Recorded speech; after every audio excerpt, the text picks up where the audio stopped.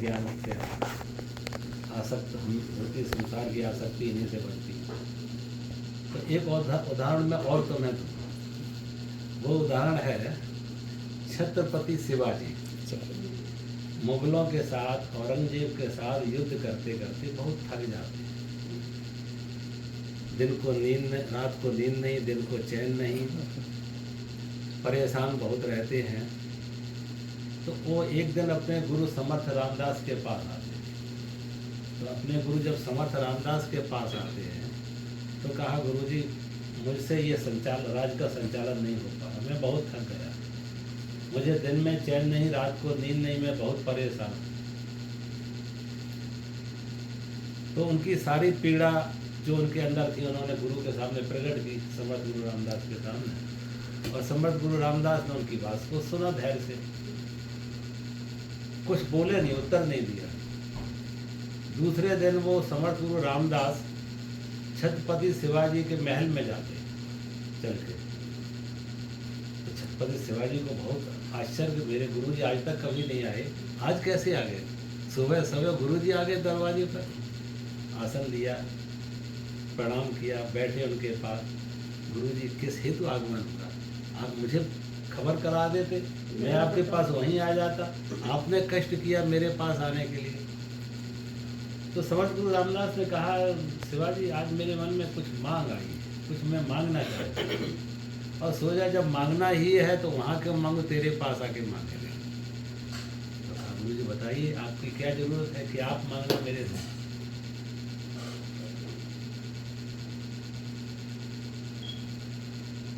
तो उन्हें मालूम है कि समझो भी मांगेंगे शिवाजी ना नहीं करेगा, इसका इतना मेरे प्रति विश्वास, इतना मेरे पर भरोसा है, इतना समर्पण है कि ना नहीं करेगा। तो उनका देखो, शिवाजी मैं तेरे से तेरा राज्य मांगने आया, तू अपना राज्य मुझे दे।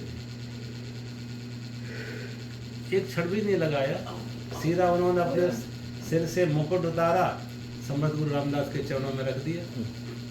राय दंड था वो उनके चरणों में रख दिया। खजाने की कोष की चाबियां थी वो उनके चरणों में रख दी। और जब उनके चरणों में सब कुछ छोड़ दिया कि गुरुजी आज से अब ये राज्य आपका है, मेरा इससे अब कोई लेना देना नहीं, और सब कुछ अपने गुरु को दे के वो वापस जाने लगे कि अब हम वापस जा रहे हैं, इस राज्य की सीमा से भी बाहर जा रहे हैं। तो जब वो जाने लगे तो समर्थ गुरु रामदास ने उनका हाथ पकड़ा और कहा, ये राज्य किसका है? गुरुजी आपका है। ये खजाना किसका है? गुरुजी आपका है। इस राज्य की हार जीत किसकी है? गुरुजी आपकी है। ये राज्य की सीमाओं की रक्षा हो या रक्षा ना हो, वो जिम्मेदारी किसकी है? गुरुजी आपकी है। अब सब कुछ मेरा है ना, ठीक है। अब उन्होंने वही मुकुट उठा के फिर उसके सिर पर रख दिया, वही राइडंड हाथ में पकड़ा दिया, वही उसकी चाबियां पकड़ा दी कि आज से जो कुछ है मेरा, तू मेरा सेवक बन के काम करेगा, मेरा प्रतिनिधि बन के काम करेगा, आज से मेरा सेवक। और शिवाजी ने भी अपने राज्य में भगवा ध्वज लगवा दिए कि ये राज्य मेरा नहीं, ये गुरु का है। तो शिवाजी ने लिखा कि मेरे गुरु जी ने सब कुछ हमें वैसे ही दे दिया, लेकिन हमारी पीड़ा हल ले ली। हमारा जो टेंशन थी, तकलीफ थी कि दिन में चैन नहीं, रात को नींद नहीं, वो हमारी बीमारी ले ली और सब कुछ हमें स्वस्थ कर दिया।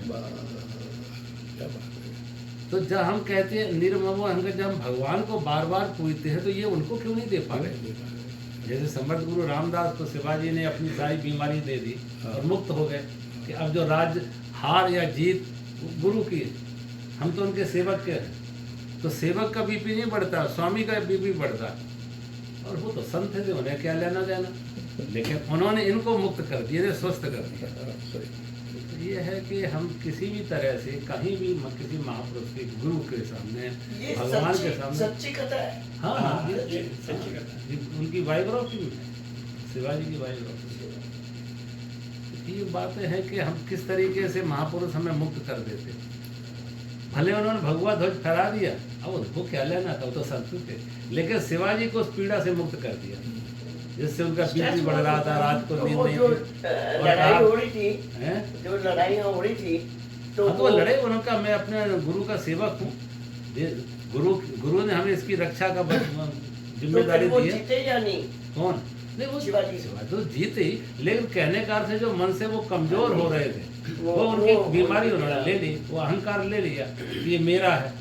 अब मेरा कुछ है ही नहीं, मैं गुरु का सेवक हूँ, और अच्छा से अच्छा गुरु के हित में जो कुछ कर सकते हम करेंगे, राज्य का विस्तार करेंगे, राज्य की रक्षा करेंगे, प्रजाजन का पालन करेंगे, क्योंकि गुरु की संपत्ति है, गुरु की प्रजा है।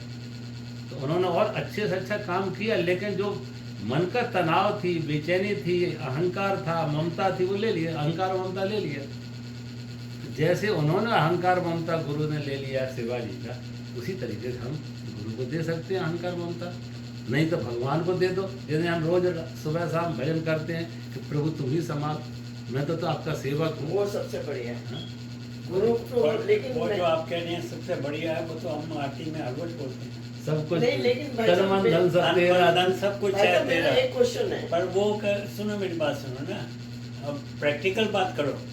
तन मन धन सब कुछ है तेरा, वो मंदिर की बस वो जो आरती खत्म होती है, वो भी मैकेनिकल है, और रोज गाते हैं, उसके बाद सब कुछ मेरा। वो भी मैकेनिकल, उसमें कोई हमें होश नहीं है। तो ये जो चीजें हैं इसमें बहुत नहीं, अंदर से तो बहुत साधना है। मेरी बात अंदर से तो ये मान्यता होती है, ये नहीं कि तन मन धन सब तेरा, ये कहते हैं तन मन धन सब मेरा, मेरा मुझको दे दे क्या लागे तेरा, मेरा मुझे दे दे क्यों नहीं दे रहा।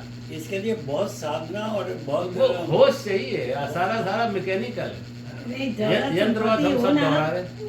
आदि दान कर दो तो सिर दर्द कम हो जाएगा। ऐसे क्लटर जो है ना, तो आप ही कम हो दान। एक जाता बात है। सुनो, किसी भी चीज को अपने हाथ से कहना बहुत आसान है, जीना जब आप देते हैं आप सोच के कितना अपने जीने की चेष्टा खुद- करते खुद हैं, सब सोचो। लोग कितनी बातें मन इसीलिए कर उसके लिए साधना की बहुत जरूरत है।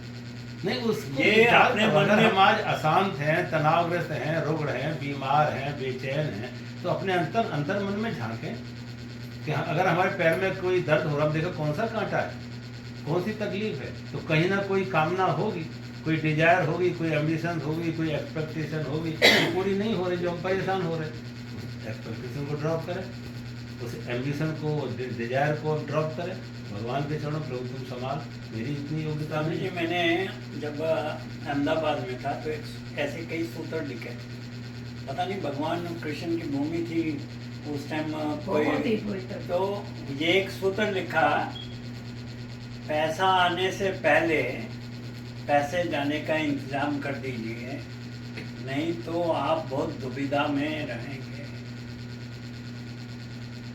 और आज मैं जब वेदांता की किताबें पढ़ता हूँ तो वो चीज़ें प्रकट हो रही हैं, और ये रियलिटी है कि पैसा दुख का ही कारण, दुख और कोई नहीं। फिर भी पैसा चाहिए, पैसे के बिना कोई नहीं। एक बात दुख का सुनो, कारण पैसा नहीं है, आसक्ति, डिजायर, कामना, और ज्यादा, इतना ही नहीं है, और ज्यादा और ज्यादा और ज्यादा, इससे हमें मिले, तो कितना हमें चाहिए क्या? मेरी बात सुनो, मैं उधर में डेट्रॉइट में 20 सेंट की टेलीफोन डायरेक्टरी बांटता था, तब भी वही रोटी खाता था, और यहाँ पे आके जब काम कर दिया तो तब भी वही रोटी खाई, तो कहाँ पे अंतर है? अब ये अपने सोचने की बात है ना साहब। लेकिन आप किसी बिजनेसमैन से बात करोगे या किसी उससे करोगे तो वो इन चीजों को नहीं मानेगा। नहीं मानेगा तो वो दुखी होगा। मेरे एक क्वेश्चन है आप जो अभी कह रहे थे गुरु के वो, आज की डेट में गुरु की क्या पहचान है, असली गुरु की क्या पहचान है?